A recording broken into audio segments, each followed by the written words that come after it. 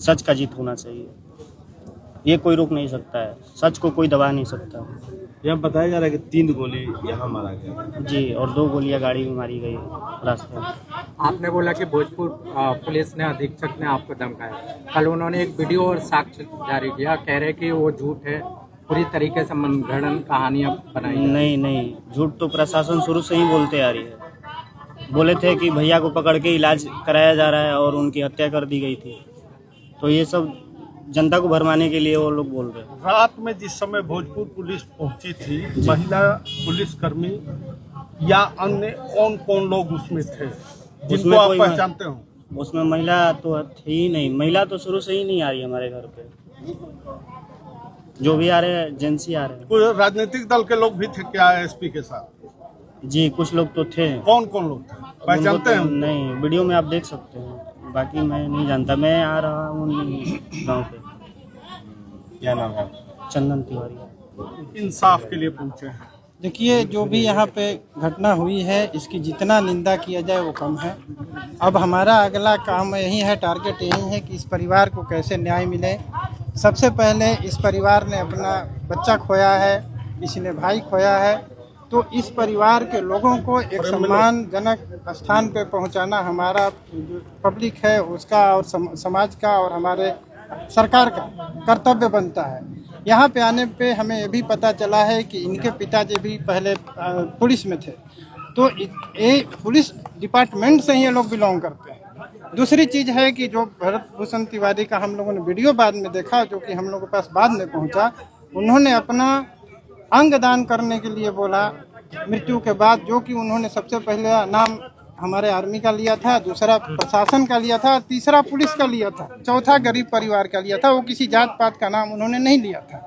तो ये तो देख के पता चल रहा है कि उनके अंदर देश प्रेम कूट कूट कर भरा है, अपने फौजियों के प्रति प्रेम भरा है, अपने प्रशासन के प्रति प्रेम भरा था, इवन भी पुलिस डिपार्टमेंट के प्रति भी उनका प्रेम था। नहीं तो अपना अंगदान पुलिस को देने के लिए नहीं बोलते। फिर भी एक घटना हो गई है, तो ये जो भी घटना हुई है इसका जितनी हम लोग निंदा करें वो कम है, लेकिन अब तो हो गई है। अब हम लोगों को परिवार को न्याय दिलाने के लिए कैसे मिनिस्ट्री में लोग आए, तकलीफ को जो इतनी बड़ी इन्होंने इस तकलीफ को झेला है वो कैसे जाए, और आगे इस टाइप का अगर समाज में कोई मैसेज डालता है उसको हम लोगों को समझने में इतना लेट हो जाता है कि हम लोग मृत्यु होने के बाद, इनकाउंटर होने के बाद, मर्डर होने के बाद हम लोग पहुँचते हैं। ये अगर हम लोग पहले इस समस्या को समझ गए होते तो ये चीज़ होता ही नहीं हमारे पीछे। तो हम लोगों को बहुत ये घटना है, बहुत सीख दिलाती है कि बहुत कुछ समाज में हम लोगों को सीखने की ज़रूरत है। और जो भी इनके परिवार को, हमारे पूर्व सैनिक साथी हैं, जितना इस के सभी साथी हैं, आज यहाँ पे भारी संख्या में पहुँचे हैं परिवार को मदद दिलाने के लिए। जिस टाइप की ज़रूरत होगी, जब भी ये हम लोगों को यहाँ पे पुकारेंगे, हम लोग यहाँ पे उपस्थित होंगे। हम लोग हर तरह से इनकी मदद करने के लिए तैयार हैं। हम लोग राजनीतिक दल नहीं है, हम लोग किसी जात पात से लोग नहीं है, हम लोग सैनिक हैं, पूर्व सैनिक हैं। इसमें हर जात के, हर धर्म के लोग सम्मिलित होते हैं और हम लोगों का एक ही लक्ष्य होता है कि समाज में न्याय किसी को कैसे। सर, मैं डॉक्टर मेजर पीके पांडे, चेयरमैन ISM बक्सर। क्या संदेश?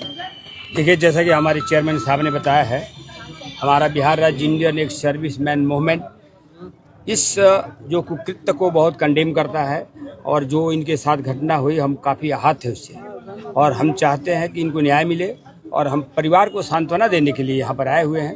क्योंकि उस लड़के ने हमारे आर्मी के लिए उसने बोला था कि अगर हमारा शहीद होते हैं तो हमारा जो अंग है पहले सबसे प्रायोरिटी दिया था सेना को।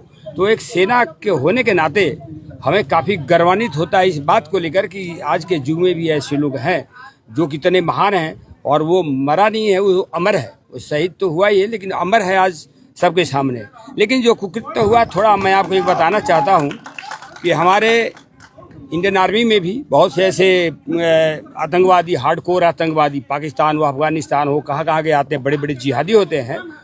वहाँ पर भी चूँकि जो सरेंडर होता है तो सरेंडर होने के बाद में गोली नहीं मारा जाता। यह थोड़ा बहुत दुख हुआ कि एक हमारी पुलिस की पता नहीं ट्रेनिंग कैसी है, क्या है, या कहाँ से ये लोग है, प्री प्लान है क्या, मैं नहीं कह सकता, क्योंकि हम तो इसके बारे में नहीं कह सकते, पॉलिटिकल तो हमारा है नहीं। लेकिन ये जरूर हम कहेंगे कि कहीं न कहीं ट्रेनिंग में कमी है कि एक व्यक्ति जो आत्मसमर्पण करता है, एक इंडियन आर्मी नहीं मारती है, उसको पकड़ती है, न्याय मिलता है जुडिशरी से, लेकिन यहाँ पर ऐसे हुआ तो हम काफ़ी दुख हुआ।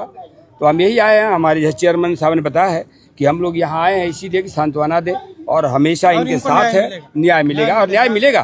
क्योंकि ये आवाज़ हमारी सेना की भी जारी है और आप लोग के माध्यम से जारी है, पूरा सेना की आवाज़ जारी है और मुझे पक्का उम्मीद है कि इनको न्याय जरूर मिलेगा और हम ही के साथ है। सुबेदार हरेंद्र तिवारी, अध्यक्ष बिहार राज्य इंडियन एक्स सर्विसमैन मूवमेंट।